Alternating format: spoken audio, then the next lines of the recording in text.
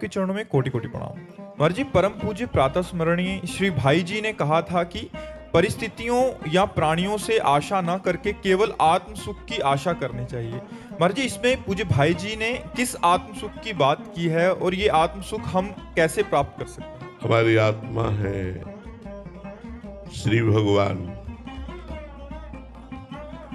जब हम भक्ति के द्वारा उस सुख को प्राप्त करना चाहते हैं तो नाम रूप लीला धाम के द्वारा प्राप्त करते हैं।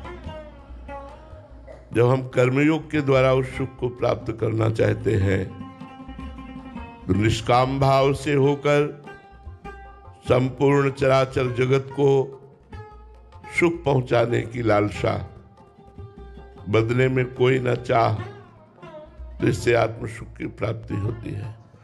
यदि हम ज्ञान मार्ग से ज्ञान योग के द्वारा इसे प्राप्त करना चाहें तो स्थूल सूक्ष्म कारण तीनों शरीरों का बाध करके, पांचों कोशों का बाध करके, आनंदमय कोश, मनोमय कोश, विज्ञानमय कोश, इस तरह प्राणमय कोश, जो अन्नमय कोश, इन सब कोशों का बाध करके तीनों गुणों पर विजय प्राप्त करके आशा रहित हो जाना, सत असत चिंतन रहित हो जाना, शांत, वो अपने ब्रह्म स्वरूप का अनुभव करके अखंडानंद को प्राप्त होता है। सबसे कठिन समस्या है ये व्यक्ति वस्तु स्थान की आशा का त्याग करना। सबसे कठिन बात है।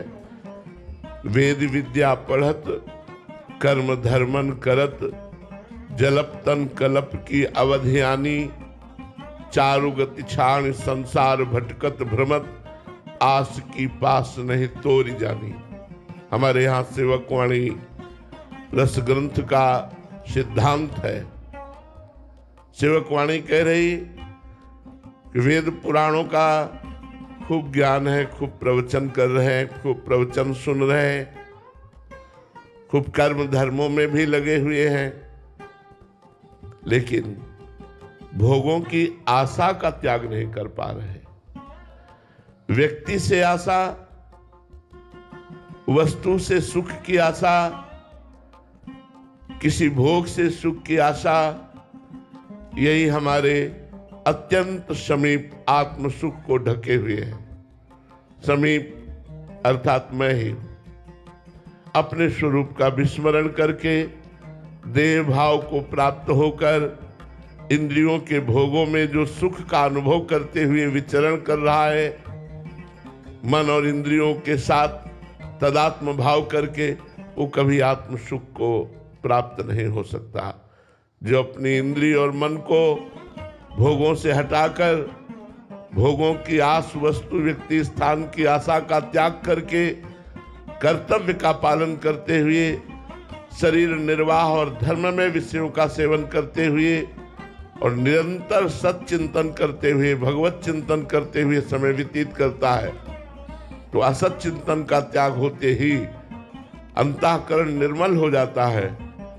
सम और निर्मल अंतःकरण में ही आत्मस्वरूप का अनुभव होने लगता है। जहां सम हुआ, निर्मल हुआ, तो ममत्व हटा, अपने स्वरूप का अपने आप से अपने आप में अनुभव होने लगता है। अपार सुख स्वरूप हमारा है, सुख राशि है, चेतन अमल सहज सुख राशि।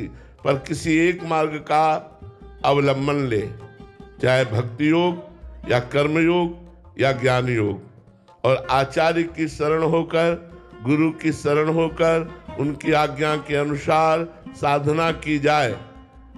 संयम यह न विषय के आशा, सदगुरु वैद्य वचन विश्वासा, संयम यह न विषय के आशा। बहुत बड़ी बात हम कह रहे हैं। विषय की आस की पास नहीं तोड़ पाते बड़े बड़े साधन करने वाले।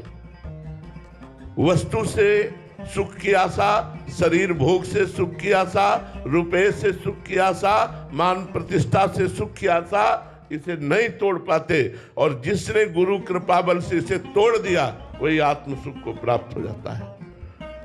आशा ही परमम दुखम नैराश्यम परमम सुखम। ये आशा नहीं टूट रही, नहीं टूट रही।